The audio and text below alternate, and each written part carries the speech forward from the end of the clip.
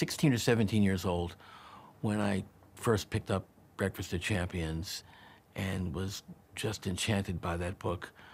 I still remember the drawing of his asshole as an asterisk in that book. I just remember the great humor in that book, and I wanted to know who this guy was. I was enchanted by it, and then I just fell in love with Kurt Vonnegut Jr., as he was known back then, and began to want to read everything this guy had ever written up until that point. And I started to seek his other books out. He was outspoken. He was funny. He seemed to be speaking to me. He seemed to be speaking to the world that I lived in, even though he was writing about another world. The other thing about Vonnegut was he had a great sense of humor, and he didn't just question the war. He didn't just question the government. He questioned religion as well. And Cat's Cradle had a tremendously powerful impact on me. The idea that a holy book can be based on convenient or comforting lies, which is what the books of Book-Conan and Cat's Cradle is all about. It's a bunch of comforting lies. It was such a mind-blowing, such a mind-blowing concept. He was a champion of the human spirit.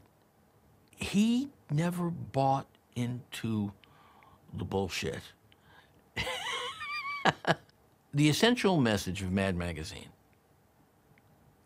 a lot of people think it's What Me Worry. That's what Alfred E. Newman is all about, of course, What Me Worry, no matter what the situation. But really, the essential message of Mad when I was growing up, and I even think as editors, it's the message that we try to put out broadly, which is question authority. Question authority.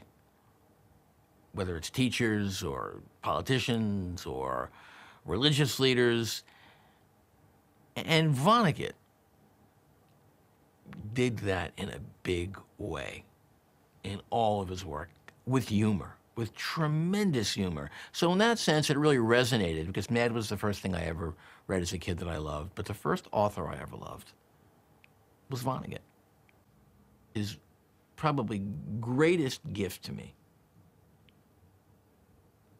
was that he made me love to read. That's a big deal, you know. That is a very big deal when that first author that you fall in love with, whoever it is. For me, it was Vonnegut, and for a lot of people in the late 60s, early 70s, it was Vonnegut. But the thing about it is, there are still a lot of young people discovering Vonnegut, just like there are a lot of young people still discovering Mad. That when work endures, you know it endures only because it has richness, and that it has a certain timeless quality to it, because it didn't just disappear at the end of the author's life. That there is something that needs to be heard again and needs to be rediscovered.